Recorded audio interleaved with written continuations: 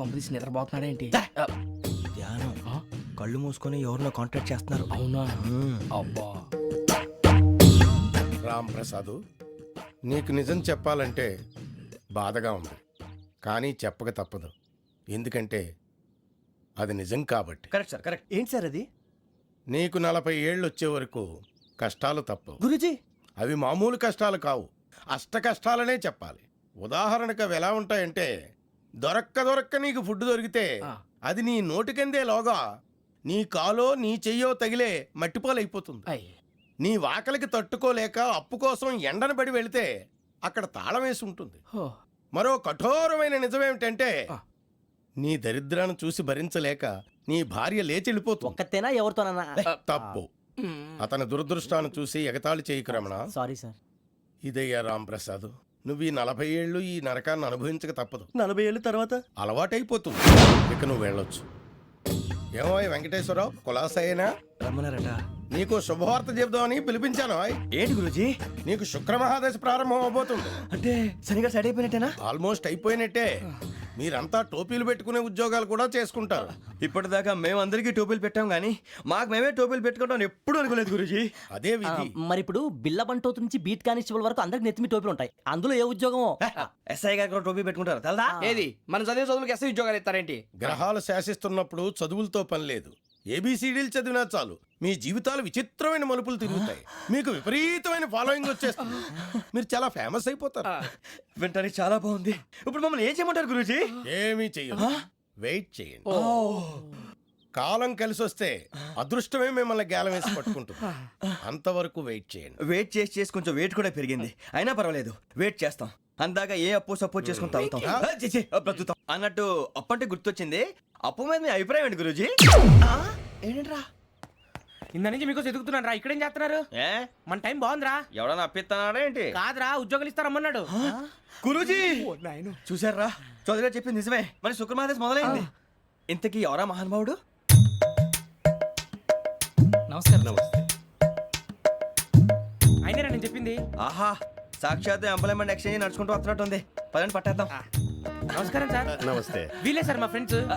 నమస్తే. నేను చెప్పానుగా, భగవాన్ గారు. ఆహా, పేర్లోనే దేవుడు ఉన్నాడు. లోపల కూడా పాజిటివ్ థింకింగ్ ఎక్కువ. ఇంతకీ మీరు ఇండియానా చైనీసా? India sir. మా ఫేస్ చూస్తారు అనిపించలేదు మీకు? భలే కామెడీ ఫీల్ ఉన్నాడు. నేను అడిగేది ఇండియన్ రెస్టారెంటా చైనీస్ రెస్టారెంటా అని. నేనేది ఓపెన్ గా డిస్కస్ చేయను కదా. పేరు చూసి స్కూల్లో డిస్కషన్ పెడతాడు అనుకుంటే వీటేంట్రా హోటల్ అంటున్నాడు. బాబు ఎట్ ఫీల్ అవుతున్నాడు. అంతా మీ ఇష్టం ఉంటున్నారు సార్. ఫస్ట్ చైనీస్ రెస్టారెంట్ కి వెళ్దాం. నెక్స్ట్ అక్కడ డిసైడ్ చేద్దాం. చాలా ఇబ్బంది పడుతున్నట్టున్నారు. నువ్వు చేత్తో తినే బాబు. నేను జనరల్ గా చైనీసే ప్రిఫర్ చేస్తాను. ఫ్యాట్ కంటెంట్ తక్కువ ఉంటది కదా. రేపు నుంచి మేము కూడా ఇదే ఫాలో అవుతాం. ఎంతకీ మీకు స్టీల్ ప్లాంటా, షిప్ యార్డా, ఏషియాడా, జింక, బంకా? హెచ్పిసిఎల్. ఇవన్నీ దేనికి సార్? దేనికేంటి? ఉద్యోగం చేయడానికి. మీకు ఎందులో కావాలో చెప్పండి. నేను అమలపోతున్నారా? ఏంటయ్యా డిస్కషన్స్? మాకు నీ ఛాయిస్లు ఉంటాయి అనుకోలేదు. మీరు సడన్ గా జింకు బంకు అంటే సింక్ అవడానికి కొంచెం టైం పట్టింది. అదే అదే జేసీ గారు టోపీలు పెట్టుకుని ఉద్యోగం అన్నారుగా. వీటిలో టోపులు పెట్టుకునే జాబ్లు ఎక్కడ ఉన్నాయండి? అన్నిటిలోనే ఉంటాయి, వాటిలో కూడా ఉంటాయి. వాచ్మెన్ ఉద్యోగం కావాలా? ఇంతకీ మీరు అనే జాబ్ ఏంటి సార్? నేను చెప్పేది టోపులు పెట్టుకునే ఉద్యోగం కాదు, టైల్ కట్టుకునే ఉద్యోగం. అది టైల్ కట్టుకోవటం మాకు రాదు. వాళ్ళు కడతారులే. ఇంతకీ మీకు జిఎం కావాలనా, ఏ జిఎం కావాలనా? అట్లా పిలుస్తున్నాడు చూడు బాబు. జిఎం అడిగితే ఎలా ఉంటుందంట? ఏజీఎం అంటే వింటానికి కొంచెం పెద్దదిగా ఉంది. ఏజీఎం ఇప్పించండి సార్. అనుకున్నాను నువ్వు ఇది అడుగుతావని. జిఎం అంటే జనరల్ మేనేజర్, ఏజిఎం అంటే అసిస్టెంట్ జనరల్ మేనేజర్. తూచండి, మాకు జిఎంఏ కావాలి సార్. అది సరే కానీ భగవాన్ జీ, ఈ ఉద్యోగాలకి టోపులు పెట్టుకుని వెళ్ళొచ్చా? నీ ఇష్టం వచ్చినట్టు వెళ్ళొచ్చమ్మా. అయితే నాకు జింక్లో నాకు స్టీల్ ప్లేట్ నాకు బంకులో గానీ. కన్ఫ్యూజ్ చేయగానే ఆయన్ని అందరికీ ఒక చోట ఇప్పించండి సార్. కలిసి పని చేసుకుంటాం. జీతం ఎంతండి? 30,000 అంటే 40,000. వడ్డీ ఎంత? అప్పు కాదయ్యా, నీకు ఇచ్చే జీతం. అంటే తిరిగి ఒక్కలేదా? ఫ్రస్ట్రేషన్ లో ఉన్నట్టున్నాడు. అవునండి. నువ్వు ఇచ్చిన వాళ్ళు తీసుకోరు. మాకు అవసరం కూడా అదే. అంతేకాదు ప్రతి నెల గ్రాట్యుటీ, పిఎఫ్, సిఎఫ్. బియ్యం కూడా సార్?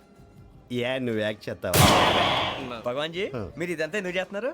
ఊరికే మాత్రం కాదు, నేను మంచోడని చెప్పి నా కారు పెట్రోల్ లేకుండా వెళ్తుందా? వెళ్దాం. నేను ఇచ్చుకోవాల్సినవి ఉంటాయి కదా. ఇలా చూడు, అందుకని ఉద్యోగానికి వాళ్ళ ఆకారం తీసుకుంటా. మా గెటబుల్ చూసి మీరు అపార్థం చేసుకుంటున్నారు. మాకంత పొజిషన్ లేదండి బాబు. ఓ నలుగురు కలిసి ఉద్యోగం చేసుకోవచ్చా? మీ దరిద్రం నాకు అర్థమైంది. థ్యాంక్స్. మీ నలుగురు కలిసి ఓ ₹1,00,000 ఇవ్వండి చాలు. నేను నమ్మనరా, డబ్బుల విషయంలో అసలు నమ్మను. నాన్నగారు మీరు అలా అంటాం భావ్యం కాదు. ఏదో జేసీ గారి సిఫార్సు వల్ల శని గారు సైడ్ అయ్యి శుక్రవారం మొదలైంది. ఉద్యోగం దానంతటి అదే వెతుకుంటూ వచ్చింది. అందుకని ఇంకేం కావాలో చెప్పండి. స్టీల్ ప్లాంట్ లో జీఎం అని పెద్ద పోస్ట్ అమ్మా. జీతం 30,000, నెల నెల ప్రమోషన్లు, సిఎఫ్లు, డిఎఫ్లు, పిఎఫ్లు, బిఎఫ్లు. ఇవన్నీ నువ్వు చదివిన చదువుకే. అబ్బాబే దీనికి చదువుకి సంబంధం లేదండి. చెప్పాను కదా శుక్ర మహాదశ. అది దాని పవర్ అనుకోండి, ఎఫెక్ట్ ఈ అనుకోండి. రోజుల్లో కూడా గ్రహాలు ఏటా nonsense? అబ్బా ఏంటండి వాడన్న ప్రతిదాన్ని ఇలా కొట్టి పడేస్తారు. చిన్నప్పటి నుంచి లక్షల పోస్ట్ చదివించారు. ఎహె, అమ్మా నువ్వు లేని పోనీ పెట్టుకో. లక్షలు ఎక్కడైనా ఊరుకోరా, మాట వరుస కదాలే. ఒక 25,000 ఇస్తే వాడి జీవితం సెటిల్ అయిపోతుంది అంటున్నాడుగా. అంతగా ఆలోచిస్తారేంటండి? అమ్మా నాకు ఉద్యోగం రాగానే మీ అందరూ స్టీల్ ప్లాంట్ షిఫ్ట్ చేస్తానే. ఓకే నువ్వు చెప్పేదంతా కరెక్టేనా? నాన్నగారు మీకు అంత అనుమానం అయితే ఇవ్వకండి.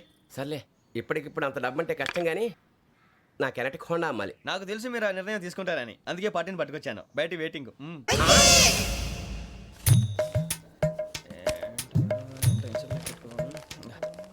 ఇవిగోండి. భగవాన్ జీ మీతో నాకు కుదరదండి. మీరు తేడా మనుషుల్లా ఉన్నారు. చూడటానికి అలా కనపడతాం కానీ తేడా మనుషులు కాదండి.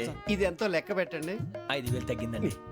ఆ విషయం నాకు ముందు చెప్పాలి కదా. ఇది తేడాతనం కాదా? సర్దుబాటు కాక జరిగిన పొరపాటు. మా దరిద్రం మీకు తెలియంది కాదు. మీ ప్రాబ్లమ్స్ నాకు అనవసరం అండి. ఇప్పటికే మీ మూలంగా 3 లక్షలు బొక్క తెలుసా? మీరు ఫేస్ అంత చిరాగ్గా పెట్టకండి. రే ఆ గొలుసేవరా తొందరగా ఎవరా, ఆయన కోపం వస్తుంది. ఇదిగో తీసుకోండి. వద్దండి, తీసుకోండి, please. వద్దండి. భగవాన్ గారు తీసుకోండి సార్ ప్లీజ్.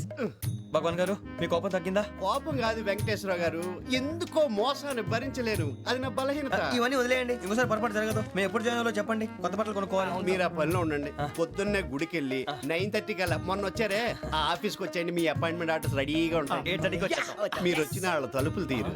మీ కంగారు నేను అర్థం చేసుకోగలను. ఇంతకాలం పని లేక స్తంభించిపోయిన మీ జీవితాలు ఇక నుంచి వేగం పుంజుకుంటాయి. అని ఉన్నారా? ఎవరు?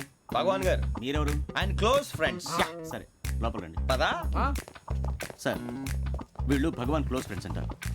సరే నువ్వు వెళ్ళి నేను మాట్లాడతా. సార్ మీరంతా భగవాన్ స్నేహితులా? అవును, అలాంటి స్నేహితులు ఉన్నందుకు గర్వపడుతున్నాం.